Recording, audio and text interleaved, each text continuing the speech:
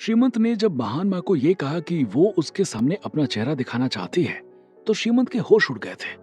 उसको न जाने क्यों घबराहट होने लगी थी, क्योंकि आज उसे महान माँ का व्यवहार आम दिनों के मुकाबले बदला हुआ नजर आ रहा था। इसलिए जब महान माँ ने उससे ये कहा कि वो उसके सामने अपना चेहरा दिखाना चाहती है, तो श्रीमंत का डरना लाजमी था। लेकिन श्रीमंत के मना करने के बावजूद जब महान माँ ने उसके सामने अपने चेहरे पर पड़ा हुआ पर्दा हटाया, तो महान माँ को देखते ही श्रीमंत की हालत खराब हो गई थी, क्योंकि उसके सामने खड़ी हुई महान माँ और कोई नहीं बल्कि इंद्रनगर राज्य की प्रथम महारानी, महाराज चंद्रमौली की पहली पत्नी, विजयनगर राज्य की राजकुमारी, युवराज रुद्रदेव की माँ महारानी विजया देवी थी। विजया देवी को अपने सामने खड़ा देखकर श्रीमंत के तोते ही उड़ गए थे। महारानी आप? श्रीमंत ने हकलाते हुए कहा।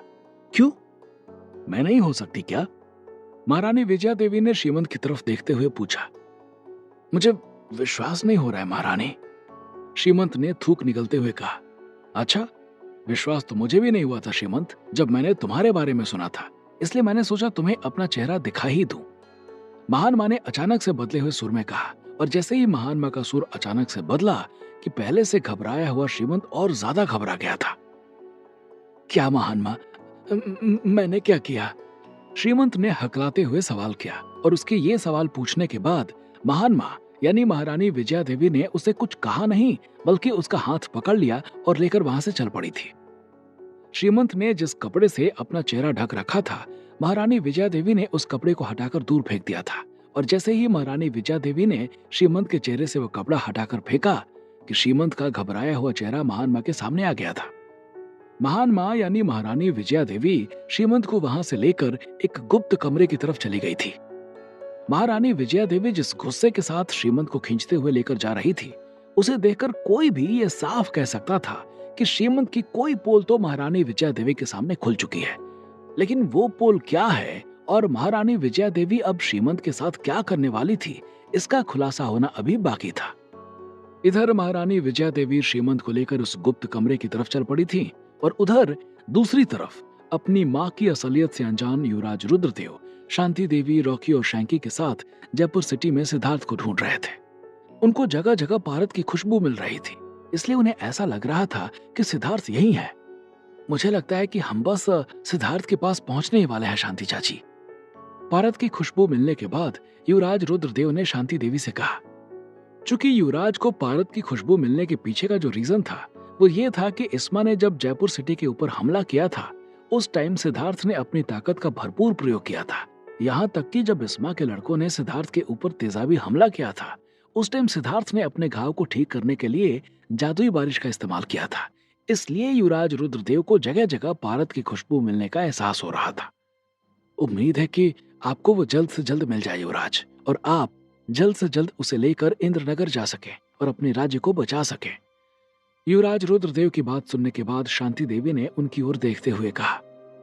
हाँ चाची, मेरा पूरा राज परिवार मेरे आने की प्रतीक्षा कर रहा होगा।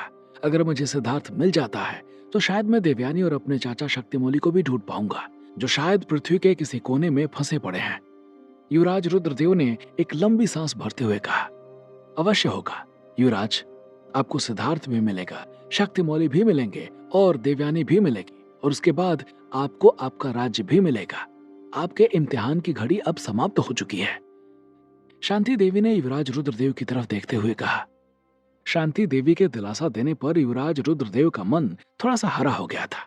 उन्हें भी ऐसा लगने लगा था कि शायद उनकी इम्तिहान की घड़ी समाप्त हो चुकी है, लेकिन उनको इस बारे में तनिक भी अंदाजा नहीं था कि जिस इम्तिहान को वो समाप्त मान रहे हैं, उनका वो इम्तिहान अब शुरू होने वाला है।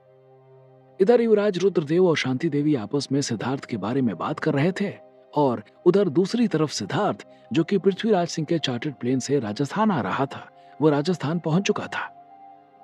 यार, ये तो उड़ता फिरता हवा महल है, मजा आ गया इसमें सवारी करके, सिद्धार्थ ने प्लेन की सीढ़ियों से नीचे उतरते हुए कहा।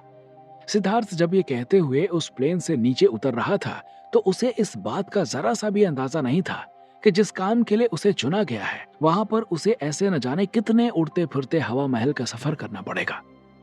फिर कभी राइड करने का मन हो तो बताना, मैं डैड से बोलकर मंगवा दूंगा। सिद्धार्थ की बात सुनने के बाद अनिकेत ने उसे जवाब देते हुए कहा।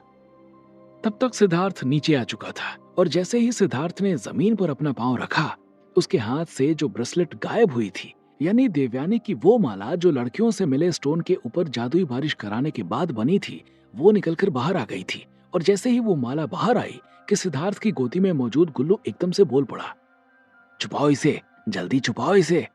जैसे ही गुल्लू ने इतना कहा कि सिद्धार्थ ने उससे सवाल किया, क्या हुआ भाई, इतना क्यों चीख रहे हो? और जब सिद्धार्थ ने गुल्लू से ये सवाल किया तो गुल्लू ने उसके हाथ में उस जगह अपना पंजा मार दिया था जहां पर वो ब्रेसलेट निकलकर आया था। और जैसे ही सिद्धार्थ की नजर उसके ऊपर पड़ी कि उसने झट से उसे छुपा लिया था। वो तो गनीमत भी थी कि अनिकेत उससे काफी पीछे था, वरना आज अनिकेत के सामने सिद्धार्थ का राज खुल जाने वाला था। गुल्लू के इशारा करने पर सिद्धार्थ ने वो ब्रेसलेट तो छुपा लिया था, लेकिन इंद्रनगर से नीचे आते वक्त उसकी आत्मा ने जयपुर ट्रॉमा केयर की जो तस्वीर देखी थी, वो उसके दिमाग में खटकने लगी थी। सिद्धार्थ इस बात को भली भांति समझ चुका था कि हो ना हो इस ब्रेसलेट का और देवयानी का इस हॉस्पिटल से कोई ना कोई संबंध जरूर है, लेकिन वो संबंध क्या है और वो सिद्धार्थ के सामने कैसे खुलने वाला है, इसका खुलासा होना अभी बाकी था। सिद्धार्थ अनिकेत और कार्तिक के साथ जयपुर एयरपोर्ट से बाहर निकल आया था और उसके बाद उसने कार्तिक और अनिकेत को सी ऑफ किया और फिर वो अनिकेत की ही एक गाड़ी से जयपुर ट्रॉमा केयर की तरफ निकल गया था, जबकि अनिकेत और कार्तिक वहां से दूसरी तरफ निकल गए थे। उन्हें शायद वहां से कहीं और जाना था। इधर सिद्धार्थ सीहोर से वापस आने के बाद जयपुर ट्रॉमा केयर पहुंचने वाला था और उधर दूसरी तरफ महान माँ यानी महारानी विजया देवी श्रीमंत को अपने साथ लेकर वहां पर बने एक गुप्त कमरे में पहुंच चुकी थी। उस गुप्त कमरे में पूरी तरह अंधेरा छाया हुआ था और उसके साथ साथ वहां का वातावरण बहुत ही ज्यादा डरावना लग रहा था। क्या हुआ महान माँ, आप मुझे यहाँ क्यों लेकर आई हैं? खुद को एक अंधेरे कमरे में पाकर श्रीमंत ने घबराई हुई आवाज में सवाल किया। तुम्हें सब कुछ जल्द ही पता चल जाएगा श्रीमंत, थोड़ा धीरज धरो। श्रीमंत को घबराई हुई आवाज में सवाल करते सुन महान माँ यानी महारानी विजया देवी ने जवाब दिया और उसके बाद हवा में हाथ लहराते हुए 2 बार ताली बजा दी थी। जैसे ही महान माँ ने 2 बार ताली बजाई कि वहां पर फैला हुआ अंधेरा उजाले में बदल गया था और पूरा कमरा रोशनी से भर गया था। जैसे ही उस गुप्त कमरे में उजाला हुआ कि श्रीमंत की निगाह अपने सामने रखे हुए 2 तख्तों पर चली गई थी और जैसे ही श्रीमंत की निगाह उन दोनों तख्तों पर पड़ी, वहां पर रखी हुई 2 लाशों को देखकर श्रीमंत थोड़ा सा घबरा गया था। हालांकि उन लाशों पर अभी सफेद कपड़ा पड़ा हुआ था, लेकिन फिर भी महान माँ के द्वारा उस कमरे में लाया जाना और उसके बाद उन दोनों लाशों को देखना, इस चीज ने श्रीमंत को अंदर तक हिला दिया था। ये कौन है महान माँ? श्रीमंत ने घबराई हुई आवाज में सवाल किया। खुद जाकर देख लो श्रीमंत, तुम इस राज्य के होने वाले प्रधानमंत्री हो, तो ये तुम्हारा अधिकार है।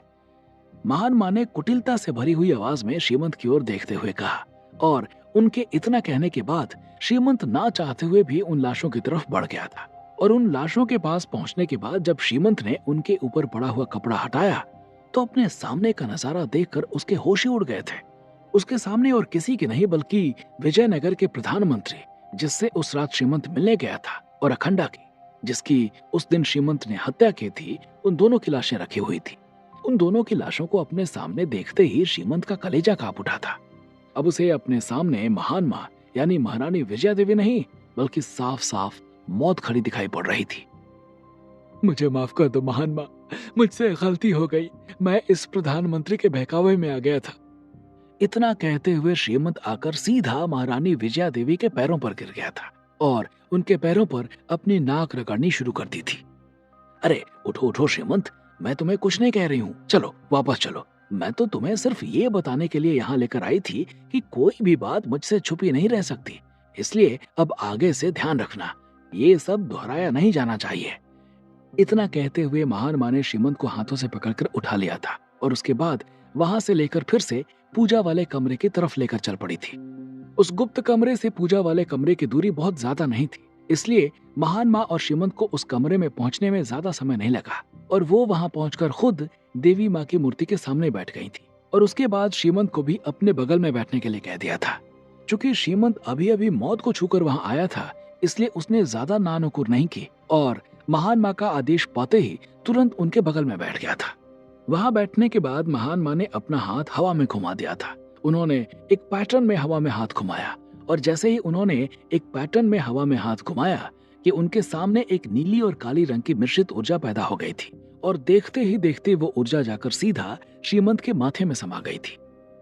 उठकर खड़े हो जाओ श्रीमंत, महान माँ ने श्रीमंत से कहा, और उनका आदेश कान में पड़ते ही श्रीमंत अपनी जगह पर खड़ा हो गया था। उसके बाद महान माँ ने उसे जो जो आदेश दिए, श्रीमंत हर एक आदेश के ऊपर अमल करता चला गया। और उसके बाद आखिर में महान माँ ने श्रीमंत से वहां बने एक चबूतरे के ऊपर अपना सिर रखने को कहा, और श्रीमंत ने वैसा ही किया। जैसे ही श्रीमंत ने अपना सिर उस चबूतरे के ऊपर रखा कि महान माँ ने अपने दोनों हाथों को हवा में ऊपर उठा लिया था, और उसके बाद उन्होंने जोर से चिल्लाते हुए कहा, माँ ये तुम्हारे लिए बलि है। महान माँ के इतना कहते ही श्रीमंत के सिर के ऊपर एक सफेद रंग की ऊर्जा पैदा हो गई थी, और उसने धीरे धीरे श्रीमंत के शरीर को अपने काबू में करना शुरू कर दिया था। कुछ देर तक यही प्रक्रिया चलती रही, और उसके बाद श्रीमंत का शरीर हवा में उठ गया था। और जैसे ही श्रीमंत का शरीर हवा में उठा कि वहां पर एक विस्फोट के जैसा हो गया था, और उस विस्फोट के होते ही श्रीमंत का शरीर कई टुकड़ों में बट गया था। यह नजारा इतना विभत्स था कि अगर वहां पर कोई आम इंसान होता तो उसकी हालत खराब हो जाती। इतना सब होने के बाद महान माँ बाहर निकली, और बाहर निकलने के बाद उन्होंने ध्यान लगाया और आवृत में बैठे उनका इंतजार कर रहे कालनेमी से जुड़ गई थी। सिद्धार्थ और युवराज रुद्रदेव को खोजकर उस जगह का समूल नाश कर दो कालनेमी, महान माँ ने आदेश जारी करते हुए कहा। महान माँ का आदेश पाते ही कालनेमी ने आवृत को जागृत किया और बहुत तेजी के साथ पृथ्वी की ओर चल पड़ा था। उसका पहला निशाना युवराज रुद्रदेव थे, और फिर उसके बाद उसे सिद्धार्थ को मारना था। उधर कालनेमी सिद्धार्थ के ऊपर कहर बनकर बरसने के लिए आ रहा था, और इधर दूसरी तरफ सिद्धार्थ जयपुर ट्रॉमा केयर के बाहर पहुंच चुका था। इधर जैसे ही सिद्धार्थ जयपुर ट्रॉमा केयर के बाहर पहुंचा कि दूसरी तरफ बिसलपुर में बने दानों के घर में रखे हुए एक बॉक्स के अंदर हलचल होना शुरू हो गई थी। और जैसे ही सिद्धार्थ ने जयपुर ट्रॉमा केयर के अंदर कदम रखा कि उस बॉक्स में किसी बम की तरह विस्फोट हो गया था, और उसमें से एक सफेद रंग का स्टोन बहुत ही वेग के साथ जयपुर ट्रॉमा केयर की तरफ चल पड़ा था। ये वही गायब स्टोन था जो सिद्धार्थ को उन लड़कियों से नहीं मिला था, और ये देवयानी के साथ बहकर चला आया था। सिद्धार्थ अभी 2 कदम ही आगे बढ़ा था कि वो सफेद स्टोन आकर सिद्धार्थ के हाथों में समा गया था। और जैसे ही वो स्टोन सिद्धार्थ के हाथों में समाया कि सिद्धार्थ के सामने पारद के गायब होने के बाद जितनी भी घटनाएं हुई थी वो सब गुजरती चली गई थी। सिद्धार्थ को देवयानी का चेहरा भी दिख चुका था, और उसने देवयानी को पहचान भी लिया था कि ये दानू के साथ वाली लड़की है। देवयानी मिल गई, इतना कहकर वो गुल्लू को जमीन पर उतारकर बहुत तेजी के साथ अंदर दौड़ पड़ा था। सिद्धार्थ बिजली की रफ्तार से अंदर जा रहा था कि तभी वो एक औरत से टकरा गया, और वो दोनों नीचे गिर गए थे।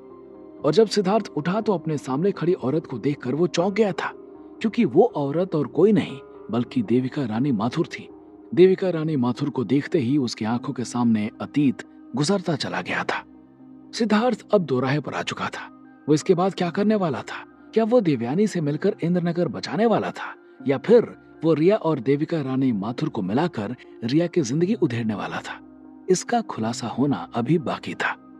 हमारी कहानी भूमिपुत्र को सुनने और सराहने के लिए आपका तहे दिल से शुक्रिया।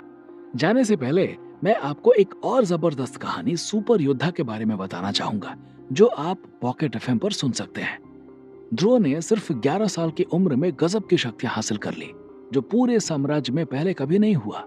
लेकिन एक दिन कुछ ऐसा हुआ कि ध्रुव की शक्तियां अचानक से बहुत कम होने लगी। 3 साल बीत गए, वो अपनी शक्तियां वापस हासिल ही नहीं कर पाया। अब उसे ओहान साम्राज्य से बाहर निकालने की बातें होने लगी। ऐसे मुश्किल समय में उसकी मंगेतर लारा ने कमजोर ध्रुव को एक चैलेंज भी दे दिया। इस चैलेंज ने ध्रुव के परिवार की बची खुची इज्जत भी दांव पर लगा दी। कुछ ज्यादा ही प्रॉब्लम्स में नहीं फंस गया ध्रुव, लेकिन उसका सफर बड़ा ही थ्रिलिंग है।